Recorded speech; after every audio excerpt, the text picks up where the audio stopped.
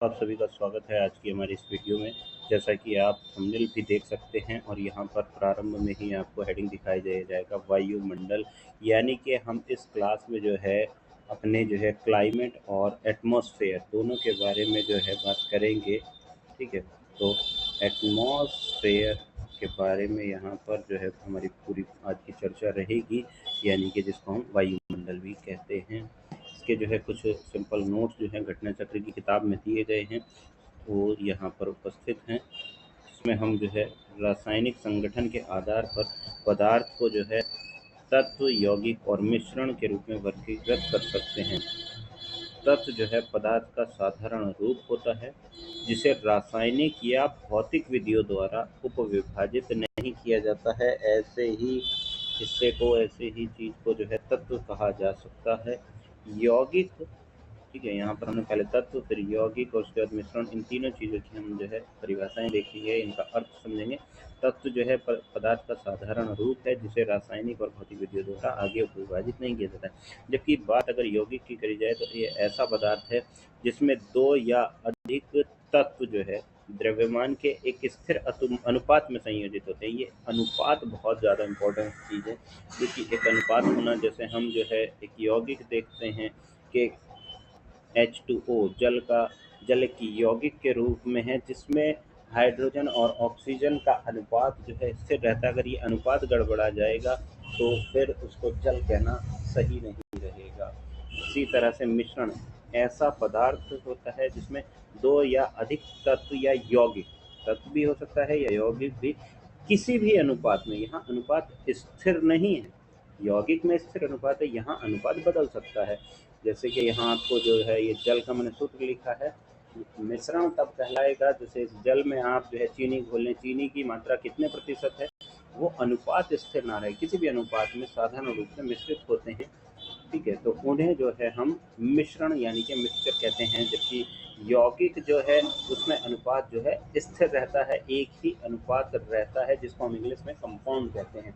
और तत्व यानी कि एलिमेंट जो हमारी पीरियोडिक टेबल आवर्त सारणी में जो है दिखाई देते हैं। इसके बाद देखेंगे हम पृथ्वी के परितः विद्यमान गैसों, यानी कि जो वायु आपके आसपास चारों ओर दिखाई देती है, उसके वायु के समूह को जो है वायुमंडल कहा जाता है, वायुमंडल कहते हैं।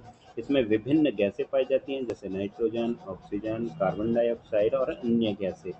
गैसों के इस मिश्रण को ही जो है हम एटमॉस्फेयर या वायुमंडल कहते हैं।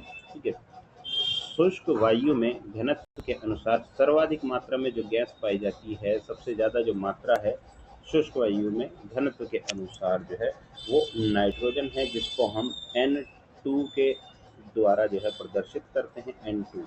यहाँ पर जो है श्रेणी दी गई है जिसमें गैस और विभिन्न प्रतिशत उनकी मात्रा को दर्शाया गया। सबसे अधिक जो है नाइट्रोजन है, जो कि 78% जो है पाई जाती है। जो हमारी ये पूरी पृथ्वी है, इसके चारों ओर जो है वायुमंडल उपस्थित है, जिसके ऊपर आप रहते हैं।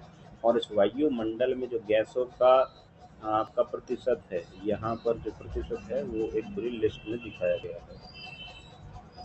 दूसरे नंबर की जो गैस है वो है ऑक्सीजन, जिसको हम जीवनदायिनी गैस भी कहते हैं, जो कि हम सांस लेने में जो है प्रयोग करते हैं, जो लगभग 21% के आसपास है। तीसरी आर्गन है, जो बहुत ही कम मात्रा में है। ये दो गैसों के अलावा जो है बाकी की जो गैस हैं वो केवल 1% के अंतर्गत ही आती हैं, 1% के अंतर्गत। बाकी 99% जो है नाइट्रोजन और ऑक्सीजन है। कार्बन डाइऑक्साइड जो है 0.036% है। ये कार्बन डाइऑक्साइड भी बहुत महत्वपूर्ण गैस है, क्योंकि वायुमंडल में विभिन्न जो है हम देखते हैं अक्सर के वायुमंडल में जो है इस कार्बन डाइऑक्साइड के जाने से प्रदूषण फैलता है और ग्लोबल वार्मिंग और अन्य चीज़ें होती हैं। तो अगली गैस हमारी नियॉन है, जो बहुत ही कम मात्रा में है, 0.002% है। जबकि हीलियम जो है तो और भी कम है, 0.0005%। क्रिप्टॉन जो है वो भी बहुत कम मात्रा में है, 0.001%। जीनॉन 0.00009 है।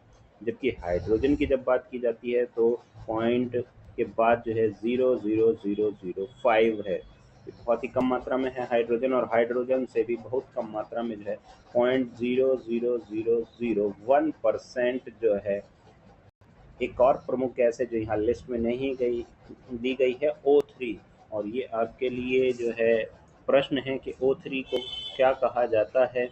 इसका जो पूर्ण नाम है O3 का, जो बहुत ही इम्पोर्टेंस वाली एक और गैस है जो लिस्ट में नहीं दी गई है, उसका नाम आप कमेंट बॉक्स में लिख कर बताएंगे।